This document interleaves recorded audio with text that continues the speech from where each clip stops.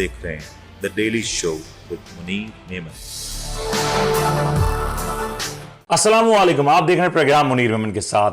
आज एक और जुम्मे का रोज और एक और तारीखी फैसला। सुप्रीम कोर्ट में आज एक अहम केस के हवाले से फैसला सुनाया गया और ये फैसला क्या था, ये एक बड़ा इंटरेस्टिंग मामला है। प्रैक्टिस एंड प्रोसीजर बिल के हवाले से जो सुप्रीम कोर्ट ऑफ पाकिस्तान ने फैसला महफूज कर रखा था, उसके हवाले से फैसला दिया गया। आपको याद होगा कि कुछ अर्से पहले पार्लियामेंट में और सेनेट में तरमीम की गई थी और ये बिल लाया गया था कि जो सो मोटो का इख्तियार है, वो सो मोटो का इख्तियार किस अंदाज से तब्दील किया जा सकता है। ये भी बात हुई थी कि सो मोटो के इख्तियारात की बाइस जो फैसले हुए, उनके ऊपर अपील या रिव्यू का जो हक है वो भी फिर से मिलना चाहिए या नहीं मिलना चाहिए। फिर सजा की मअतली और नाअहली के हवाले से मामला भी थे और ऐसे बहुत से मामला थे इसके ऊपर कानून साजी हुई। लेकिन आज इस पर सुप्रीम कोर्ट ऑफ पाकिस्तान का एक वाज़ेह फैसला आया जो कि तकरीबन 87 सफ़हात पर मुश्तमिल था, जिसमें जस्टिस मुनीब अख्तर साहब ने एक इजाफी नोट भी दिया। यह भी कहा गया इस फैसले में कि पार्लियामेंट अपने दायरे इख्तियार से तजावुज किया है इस बिल के हवाले से। साथ में यह भी बात कही गई कि पार्लियामेंट ऐसी कानून साजी का इख्तियार नहीं रखता। इसमें अगर ऐड ऑन किया जाए तो सुप्रीम कोर्ट ने दरअसल रिव्यू एंड ऑर्डिनेंस जजमेंट को पूरी तौर पे इस एक्ट को कलअदम करार दे दिया और ये जो कानून जो बन चुका था, अब ये टेक्निकली नल एंड वॉइड हो चुका है। अब इसमें अपील हो सकती है, नहीं हो सकती, क्योंकि पार्लियामेंट तो घर जा चुकी है और अब पार्लियामेंट की गैर मौजूदगी में अपील करे तो कौन करे, ये एक बड़ा अहम सवाल होगा। हमारे साथ इस वक्त स्टूडियोज में वीडियो लिंक पे ज्वाइन करें बैरिस्टर जुनैद साहब और साथ में ज्वाइन करेंगे बैरिस्टर नासिर अजीम साहब। नासिर साहब, आपसे जरा गुफ्तगू आगाज करते हैं। अच्छा नासिर साहब, जरा हमें बताइएगा ये जो आज सुप्रीम कोर्ट में फैसला आया उसके हवाले से प्लीज गाइड कीजिएगा। बहुत शुक्रिया मुनीर साहब, आपका जो पैनल पे दोस्त है उनको भी सलाम। इस हवाले से मैं बात करता चलूं कि आज जो सुप्रीम कोर्ट पे एक फैसला आया, बड़ा तारीखी फैसला है। आपको याद होगा कि एक प्रैक्टिस बिल के हवाले से केस चल रहा था। इस दौरान सुप्रीम कोर्ट को यह मालूम हुआ कि एक और बिल सदर पाकिस्तान ने साइन कर दिया है जो पार्लियामान ने उनकी तरफ फॉरवर्ड किया था, और वो था review order and judgment act के हवाले से। इसमें आज के जो फैसला है इसमें सात के उनके जो है ना उसके हवाले से फैसला आया है। और जो अगर आप मुझे इजाजत दें तो मैं साथ ही साथ आपको बता देता हूं कि कौन कौन सी मेन है जिसके हवाले से आज का फैसला। एक तो ऑर्डर जो एक्ट है उसको 2023 वो कहलाएगा।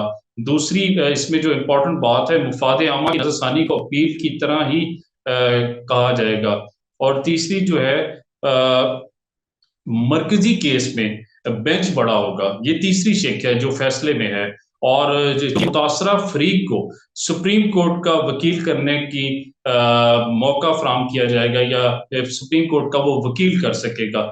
चौथी शिक है वो ये कि 184 के तमाम मुकदमात इसके मुताबिक जो है ना उसके हवाले से भी ये डील किए जाएंगे। और जो पांचवी शिक है 60 दिन के अंदर इसकी अपील फाइल की जा सकेगी।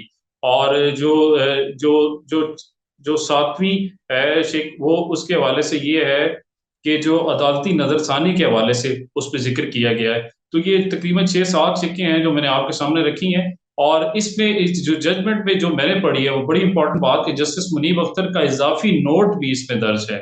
और सुप्रीम कोर्ट के एक्ट के पार्लियामान के इख्तियारात जो है ना इसके हवाले से कहा गया है कि ये तजावुज था। जो पार्लियामान ने कानून पास किया और जो सदर पाकिस्तान ने उसको साइन कर दिया, बिल की सूरत इख्तियार कर गया था, वो पार्लियामान के जो इख्तियारात उन्होंने इस्तेमाल किए कानून साजी करने में, वो अपने इख्तियारात से तजावुज किए हैं। और इसमें एक और इम्पॉर्टेंट बात भी लिखी है ऑर्डर में कि फ्रीकैन को इलेक्ट्रॉनिक नोटिस भी भिजवाए गए थे और मुतासरा फरीक को अपील का हक भी इस पे दिया गया है। अच्छा, ये नासिर साहब, अब ये टेक्निकली ये नल एंड वॉइड हो गया, मतलब ये पूरे का पूरा अब पार्लियामेंट में वापस जाएगा या इसके ऊपर मजीद डिस्कशन की जा सकती है या इसमें कोई अपील का इसमें भी कोई गुंजाइश है?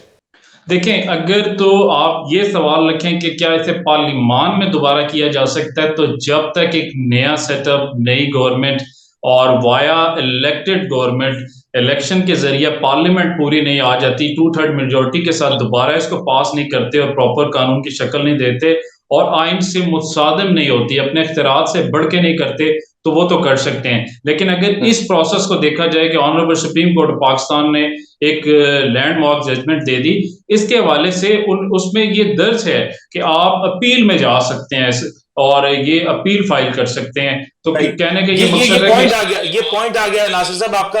ये बड़ा रेलेवेंट पॉइंट है, लेकिन अपील में जाए तो कौन जाए? जुनेद साहब, आपने आपका फर्स्ट इंप्रेशन इस जजमेंट को लेके क्या रहा? जी, अस्सलाम वालेकुम, thank you very much Munir साहब। असल में ये जब बिल आया था और इवेंचुअली जब एक्ट ऑफ पार्लियामेंट बना था, तो उस वक्त भी ये बहस हो रही थी। और अब उसमें एक स्कूल ऑफ थॉट यही कह रहा था कि ये अल्ट्रा वायरीज इवेंचुअली होगी, और मैं भी यही समझ रहा था कि अल्ट्रा वायरीज होगी। उसकी बेसिक वजह, जैसे अभी नासिर साहब ने भी उसकी तरफ थोड़ा सा इशारा किया, 2/3 मेजोरिटी वाली बात। एक तो ये जो लेजिस्लेशन थी, ऑर्डिनरी लेजिस्लेशन थी, ये उस 2/3 मेजोरिटी से पास ही नहीं हुई थी। तो और इसकी डायरेक्ट कॉन्ट्रडिक्शन कुछ आर्टिकल से थी हमारे कॉन्स्टिट्यूशन के, जिसमें 185 और 188 है, और फंडामेंटल राइट्स भी कॉन्फ्लिक्ट कर रहे थे। चले, फंडामेंटल राइट्स की बहस एक हम कर सकते हैं, लेकिन जो ऑलरेडी सुप्रीम कोर्ट की ज्यूरिसडिक्शन का मामला है, जिसमें रिव्यू की बात है, जिसमें 184(3) जिसपे पूरी ये पिटिशन बनी हुई थी, अगर उसको आप टिंकर करते हैं, उसके साथ उसको चेंज करने की कोशिश करते हैं नॉर्मल लेजिस्लेशन से, सिंपल मेजोरिटी से, तो वो पॉसिबल ही नहीं है।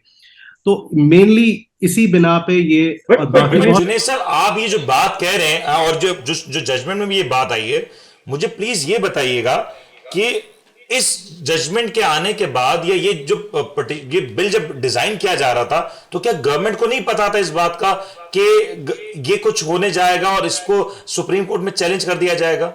देखिए, उनके पास they have nothing to lose. उन्होंने कोशिश की, अपनी तरफ से कोशिश की, एक उलझा के रखा, और ये इवेंचुअली आया। तो उनको आई थिंक उनकी लीगल टीम ने भी उनको ये चीज एडवाइस एक हद तक की होगी, बिल्कुल।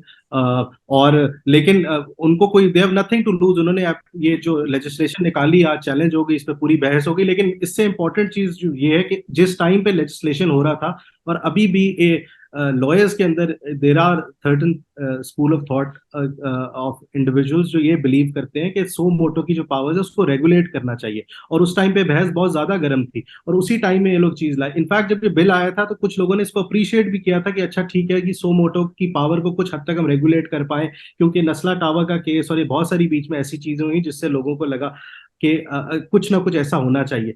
लेकिन जिस अंदाज से लेजिस्लेशन लगाई गई कि 2/3 मेजोरिटी भी आपने नहीं लगाई, उसके बाद आपने सुप्रीम कोर्ट से भी कंसल्टेशन नहीं किया, यूनिलैटरली आप बिल ले आए, और तो इवेंचुअली उसका जो अभी हुआ है वो यही होना था। तो इसमें मेरे लिए कोई शॉकिंग बात नहीं है ये कि ये अल्ट्रा वायरीज हो। और हमें बैरिस्टर सैफ साहब ज्वाइन कर सकते। बैरिस्टर साहब, अस्सलाम वालेकुम। बैरिस्टर साहब, जरा प्लीज गाइड कीजिएगा कि ये जो आज सुप्रीम कोर्ट में जो वर्डिक्ट आया है, आप इस वर्डिक्ट को कैसे देख रहे हैं? जी, मैं ये समझता हूं कि ये बहुत ही मुनासिब और आईन के मुताबिक फैसला है।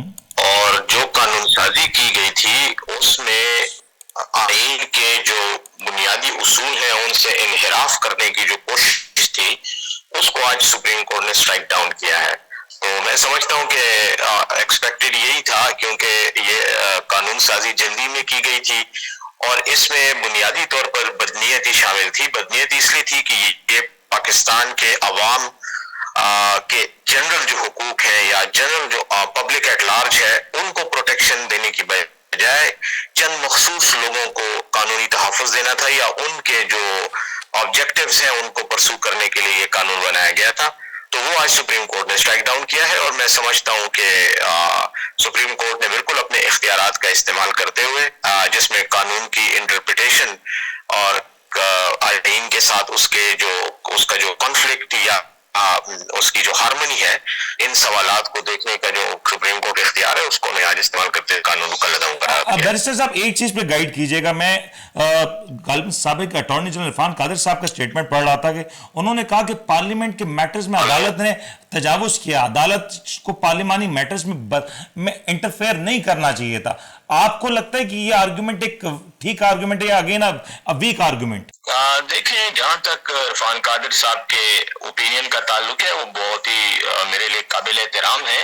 लेकिन इरफान कादिर साहब को यकीनन इस बात का इल्म है और वो ये जानते हैं कि पार्लियामेंट तो कानून साजी जरूर कर सकता है, ये उसका इख्तियार है और इसीलिए पार्लियामेंट बनाई जाती है कि वो कानून साजी करे।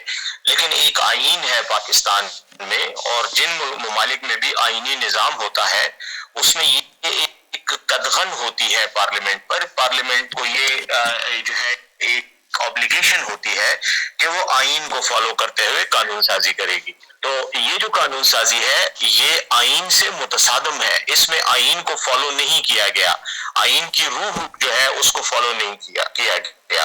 तो इसलिए सुप्रीम कोर्ट ने इस पर अपना इख्तियार इस्तेमाल करते हुए इसको स्ट्राइक डाउन किया है। और पाकिस्तान की हिस्ट्री में ऐसे कई कवानीन हैं कि जो माजी में बनाए गए जिनका मकसद जो है वो अवाम की फलाह व बहबूद की बजाय या आइन के जो मकासद हैं उनको प्रमोट करने की बजाय किसी मखसूस फर्द को या मखसूस ग्रुप को फायदा देने की बात होती थी या किसी के हुकूक को सलब किया जाता था। तो हमेशा सुप्रीम कोर्ट ने उस पर इकदाम किया है और उन कवानीन को स्ट्राइक डाउन किया है। इस कानून में भी बैरिस्टर साहब, sorry to interrupt, if I am not wrong, कहीं ना कहीं इस कानून साजी का एक बड़ा मकसद ये भी था कि मियां मोहम्मद नवाज शरीफ साहब की एक नाअहली है, जहांगीर तरीन की नाअहली है, उसको रिवर्स किया जा सके। डू यू थिंक आज के फैसले के बाद वो सारा चैप्टर भी एक अंदाज से क्लोज कर दिया सुप्रीम कोर्ट ने? जी बिल्कुल, देखिए मैं यही बात कर रहा था कि ये कानून जो बनाया गया था ये बुनियादी तौर पर मियां साहब को और जहांगीर तरीन साहब को रिलीफ देने के लिए बनाया गया था ताकि वो रिव्यू में जा सके और उनका जो नाअहली का जो फैसला है जो सुप्रीम कोर्ट ने ही किया है उसको खत्म किया जा सके। और इसमें जो टेक्निकल या लीगल जो मैं इसमें एक सिर्फ दलील देना चाहता हूँ वो ये है कि एक है आइन का आर्टिकल 188 जिसके तहत रिव्यू फाइल की जाती है और रिव्यू को जो गवर्न करता है, रिव्यू के कानून को और प्रोसीजर को वो गवर्न करता है। और दूसरा है आर्टिकल 185 जिसके तहत अपील सुनी जाती है। अब वो जो ये जो कानून है इसको इस तरह से डिजाइन किया गया था कि ये जो है इख्तियार को इस तरह से करे कि मिक्स करके उसको एनलार्ज करने की कोशिश की गई थी। और आर्टिकल 185 में जिसमें अपील का हक है और आर्टिकल 188 जिसमें रिव्यू का हक है, उन दोनों को मिक्स करके बुनियादी तौर पर उनमें फर्क है और आइन ने ये फर्क कसरन डाला है क्योंकि दोनों की नेचर डिफरेंट है। तो उनको उसको जो है एक किस्म का मिक्स करने की कोशिश की गई जो कि आइन की बुनियादी जो स्पिरिट है उसके साथ मुतसादम थी। तो इस वजह से इसको स्ट्राइक डाउन किया गया। यकीनन इसका मकसद चंद अफराद को फायदा पहुंचाना था, बाकी कोई सच इसका कोई और ऑब्जेक्टिव नहीं था। जो पब्लिक इंटरेस्ट में कानून साजी होती है उसमें तमाम पब्लिक का फायदा होता है, तमाम पब्लिक का इंटरेस्ट नजर रखा जाता है। ये इंडिविजुअल स्पेसिफिक कानून साजी थी, इसलिए स्ट्राइक की गई। ठीक हो गया, बहुत बहुत शुक्रिया। बैरिस्टर साहब हमारे साथ मौजूद थे और अपनी माहिराना राय दे रहे थे और बता रहे थे कि असल में इस कानून का मकसद क्या था और से किसको बेनिफिट हो सकता था या हो जाता, लेकिन इसको सुप्रीम कोर्ट ने रिवर्स कर दिया। जुनैद साहब, आपने गुफ्तगू सुनी बैरिस्टर साहब की, वो यही कह रहे थे इस कानून को जो बनाया गया था बड़े वीक ग्राउंड पे बनाया गया था और अब जब ये कानून सुप्रीम कोर्ट ने कलअदम करार दे दिया तो गवर्नमेंट हैज नो ऑप्शन, क्योंकि अब गवर्नमेंट तो वैसे ही घर जा चुकी है और जिस शख्स के लिए कानून अपेरेंटली डिजाइन किया गया था मियां मोहम्मद नवाज शरीफ साहब के लिए, अब उनको थोड़ा और अरसा वेट करना पड़ेगा अंटिल अ 2/3 मेजॉरिटी कम्स और उसमें कॉन्स्टिट्यूशनल अमेंडमेंट की जाए। If I am not wrong, please elaborate.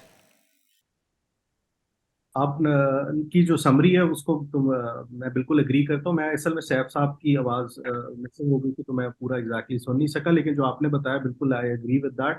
असल में जो भी कॉन्स्टिट्यूशन में चेंज करना है वो 2/3 मेजॉरिटी के बगैर मुमकिन नहीं है। और इसमें भी एक प्रोवाइजो है जो आई थिंक पता नहीं सुप्रीम कोर्ट ने जजमेंट में रेफर किया नहीं किया, लेकिन वो बहुत लैंडमार्क केस है इंडियन सुप्रीम कोर्ट का 1970 का। और उसमें और वो थ्योरी पाकिस्तान में भी एक हद तक अप्लाई होती है। इवन हफीज पीरजादा साहब जब जिंदा थे उन्होंने भी अपने इंटरव्यूज में बात बताई।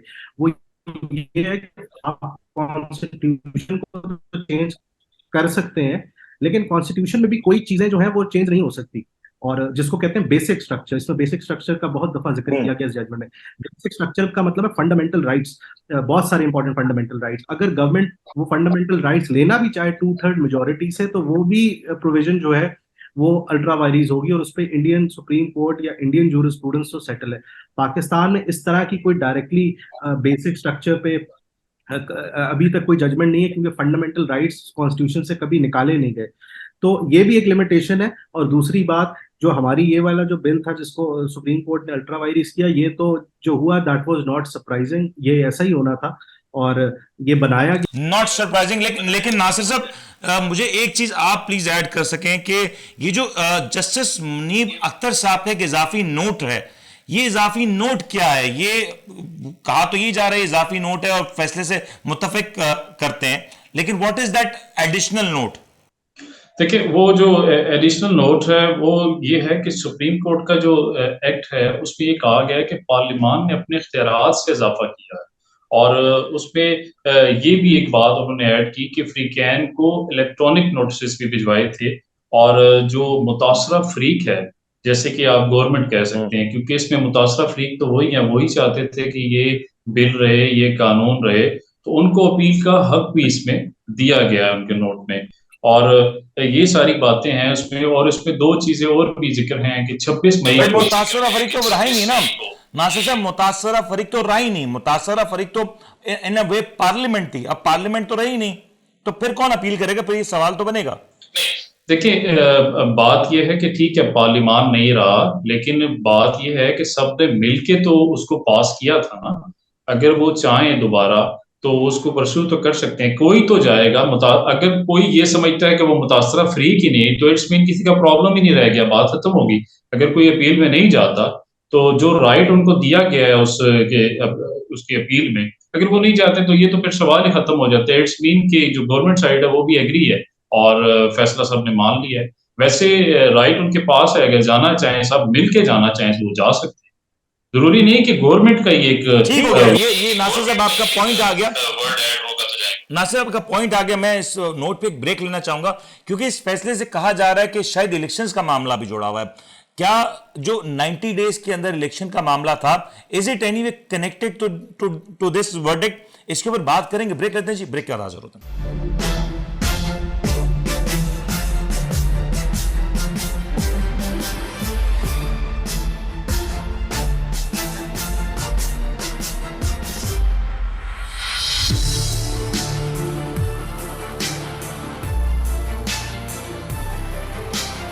आप देख रहे हैं the daily show with Munir नेमत।